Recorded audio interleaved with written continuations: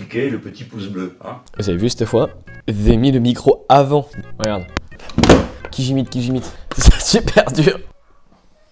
C'est Maître Chiffon. Maître Chiffon. J'ai vraiment utilisé tes rétroviseurs. Timeline. Eh bien bonsoir à tous, aujourd'hui on se retrouve pour une toute nouvelle vidéo. Oui, les 2 dernières vidéos sur la chaîne c'est uniquement ce concept. Mais bon, on fait ce qu'on veut, c'est notre chaîne donc je vous emmène. Peut-être qu'on va enfin respecter les règles de à la loupe, c'est-à-dire moins de 5 minutes de vidéo. J'y crois pas. Dites-moi dans les commentaires c'est quoi votre top 3 sur cet album et ce que vous en avez pensé généralement. Sur ce, on perd pas plus de temps. Générique. Pingui et Country. Mais non. En 5 minutes maximum. Non, comment on fait des pastèques? Pas le temps. On peut payer en blinis. Putain. Ça fait vraiment une vieille transition des années 10 de dire générique. Vous voulez faire une courbe, regardez.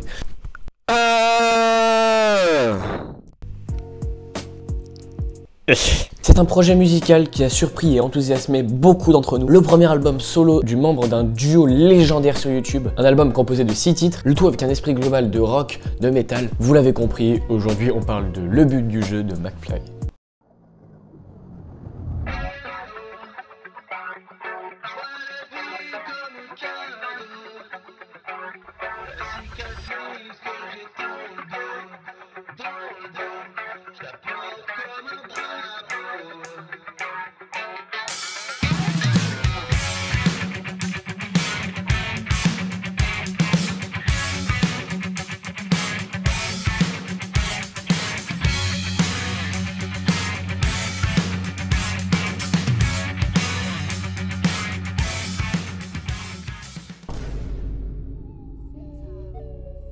La première fois que David Koskas, alias McFly, du duo McFly et Carlito, nous a dévoilé son projet remonte véritablement au début de l'année 2025. À vrai dire, il l'avait déjà évoqué avant qu'il était sur un projet solo. Mais la vraie première annonce a été le 4 février, lorsqu'il a organisé une session d'écoute exclusive à Nantes, permettant à 300 fans de découvrir en avant-première son projet Le but du jeu. Jeu écrit comme le pronom, en fait, pour juste simplifier, se trouver soi-même le but du jeu. Moi. Intelligent, hein. Toujours dans le cadre de la promotion de son album, mais aussi de le faire valider en quelque sorte. Il a annoncé pour la première fois la date de sortie de son album le 7 mars à minuit, ou le 8 mars à minuit, du coup, vous avez compris, dans la nuit du 7. Mais vu qu'il était invité 2 heures plus tôt dans le live de Joyka, un autre youtubeur qui fait aussi de la musique, il en a profité pour avancer de 2 heures la sortie de son album pour qu'il sorte au moment du live et qu'il puisse finalement y réagir, l'écouter en live, quoi, pour le faire découvrir aux viewers. Lors de ce live diffusé sur YouTube, ils ont discuté en profondeur du processus de création de cet album, de ses inspirations et des défis qu'il a rencontrés pour créer son album en solo. Cette conversation a permis aux fans de mieux comprendre l'univers et l'intention artistique derrière chaque morceau, ce qui a été pour moi parfait pour une première écoute de cet album, que j'ai d'ailleurs écouté en live le jour de la sortie, dont voici un extrait. Oh, McFly il est à fond là. Il repense à toute sa vie. Ils sont beaucoup plus rock et tout. Mais là pour moi c'est... Il y a c'est ça qui est chambé, c'est que c'est pas attendu. Je l'attendais pas du tout comme ça là. Bah c'est la meilleure, tu peux pas me dire mieux parce que c'est la surprise qui est intéressante, c'est la surprise qui est intéressante. Ouais. Il y a ce délire orchestral, c'est en fait la deuxième partie, c'est là que j'ai pris le wagon là, je suis monté dans le train de... Maintenant ce que je vous propose pour découvrir cet album c'est de Maintenant ce que je vous propose pour découvrir cet album c'est de procéder. Putain mais depuis le début j'avais pas la mousse. Ce que je vous propose pour mieux découvrir cet album, c'est de procéder finalement par morceau. Donc je vais vous donner la description qu'il est donnée et une mini-analyse de ma part. Cet album se compose de 6 titres. On commence très fort avec le premier titre de cet album, Drapeau. Ce morceau ouvre l'album avec une énergie puissante. David y évoque sa naissance difficile et son instinct de survie, symbolisé par la cicatrice qu'il porte comme un drapeau. Les sonorités post-rock renforcent vraiment l'intensité émotionnelle de ce titre. Non mais vraiment, écoutez-moi cette intro, elle me donne du frisson.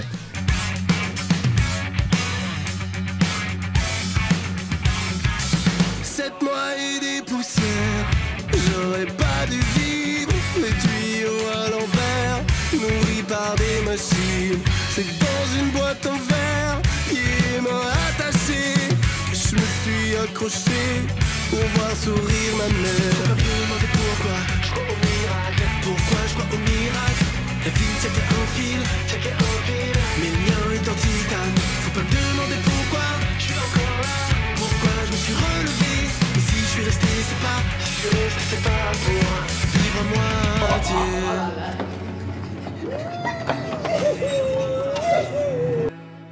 Ce morceau est d'ailleurs mon top 1 de cet album. Vraiment grosse valeur sûre, banger. Drapeau, énorme classique. 8 sur 10. Deuxième morceau, le but du jeu, le titre éponyme de cet album. Il joue sur l'ambiguïté entre je et je. Pour symboliser moi, je vais pas refaire la vanne. Ce morceau qui est pour moi encore un immense banger, David y explore la quête de soi, les erreurs qu'il a commises, les leçons apprises. Tout le morceau est une progression immense. La prod est dingue et met en valeur de fou sa voix. Vraiment, je vous mets un extrait, c'est incroyable. Mais je suis choc-barre en fait. Plusieurs fois pour comprendre que le but du jeu, finalement, c'est d'être soi.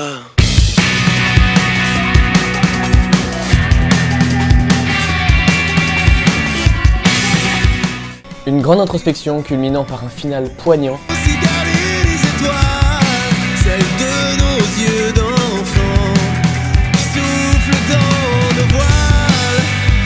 J'ai joué la comédie, ne pas regarder en face, ne voir que ce qui dépasse, embrasser ce qui survit. Le morceau Le but du jeu, vraiment 10 sur 10. Le troisième morceau de cet album est intitulé Main dans la main. Comme son nom l'indique, cette chanson aborde la thématique des burgers. Et j'ai menti. Elle aborde la thématique de l'entraide évidemment, faut pas être con. Sur ce morceau, je peux le dire, les paroles, je m'en branle. Encore une fois, tout est incroyable, je comprends pas. Ce morceau reprend vraiment les codes du metal slash rock, bien que comme il l'a dit lui-même sur cet album, la voix a été le plus gros travail à faire. Vraiment, actuellement, rien n'est un flop, autant quand il chante dans les aigus que dans les graves. On a planté le plafond qui nous prive des étoiles. Main dans la main, on apprend à tomber. Contrairement à l'album en duo avec Carlito, là, rien me fait dire « Ah, c'est bizarre ». En fait, tout est si smooth. En fait, j'ai vraiment pas l'impression d'écouter l'album du youtubeur, en fait. À toi, David, si tu m'écoutes, vraiment, tu es un artiste. Ne laisse personne dire le contraire. T'as vu la bête de phrase? Main dans la main, super réussi, mais malheureusement je n'écoute pas de métal ou de rock d'habitude. En termes de métal, un grand 9 sur 10, mais malgré que je l'écoute pas, j'y mettrais quand même un bon 8. T'as vu, j'ai fait du truc à presse, droite, gauche et tout. Waouh! La prod! C'est long en fait à analyser, il fait déjà 25 minutes, c'est au moins 50 minutes. Comme le premier épisode, je vais péter mon crâne. Le troisième morceau de cet album s'appelle Traversée. Une partie des paroles lui est évidemment venue lors de la traversée, qui est vraiment une vidéo incroyable d'ailleurs. Si vous l'avez pas vu, je vous le mets dans la description. Ce morceau symbolise le voyage, tant physique que extérieur, avec comme vraie inspiration les chants marins. Je suis fatigué les gars. Voilà, vraiment, on s'imagine en fait chanter. C'est dur d'être sur terre. En pleine mer, voilà.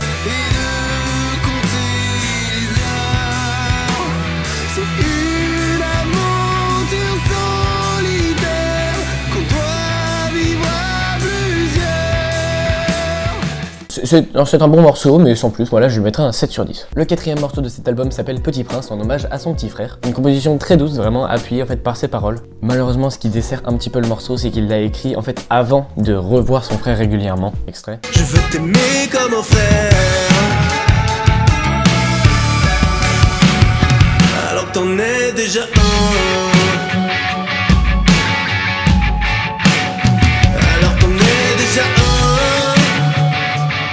Voilà, donc finalement, c'est pas les mêmes émotions qu'il ressent actuellement et au moment de l'écriture. Donc ça a pas le même impact. Par exemple, comme dans cette vidéo, où il réalise les rêves les plus fous de son petit frère. Bref, voilà, malgré la symbolique, c'est pas le morceau qui m'a le plus touché de l'album. Cet album se conclut par le morceau L'âme t'attend. Encore une fois, avec une belle progression, finalement, aucun morceau de l'album ne fera moins de 4 minutes. Le morceau le plus court de l'album, c'est Traversée, qui fait 4 minutes 00. Vraiment, la transition entre l'intro super calme et tous les autres couplets en mode rock, c'est vraiment incroyable.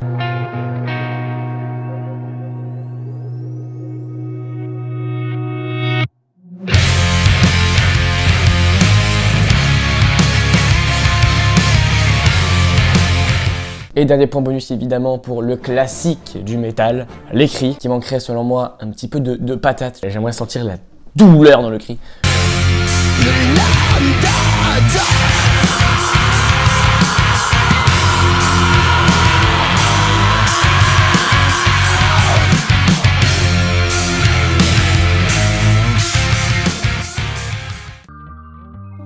Bref, le but du jeu est un album vraiment sincère qui dévoile une facette beaucoup plus personnelle de David Koskas, un projet audacieux qui marque une étape importante pour sa carrière musicale. Vraiment n'hésitez pas à aller écouter cet album, je vous mets le lien dans la description. À toi David, si tu m'écoutes, voici les points à améliorer selon moi. Il n'y en a pas beaucoup, il y en a seulement 2, ça va être très rapide. Le premier est super simple, laissez plus de place à ta voix. Dans les intros ou les moments calmes, tout va bien, Malheureusement dans certains couplets on n'entend pas trop sa voix, c'est-à-dire que l'instrumental est vraiment beaucoup plus haute, ce qui est un peu dommage et efface un petit peu les émotions qui peuvent être transmises. Et le deuxième point c'est la pub. Je pense que plus assumé cet album aurait pu plaire encore plus. En seulement une semaine David a passé les 700 000 auditeurs par mois sur Spotify, avec la puissance de pub qui est le duo McFly et Carlito. Je pense que vraiment à l'aise avec ses compétences il aurait pu taper beaucoup plus. C'en est toute cette présentation, j'espère qu'elle vous a plu, on se retrouve à très bientôt pour un nouvel épisode, abonnez-vous. Regardez, c'est une carte, hop, un rétroviseur.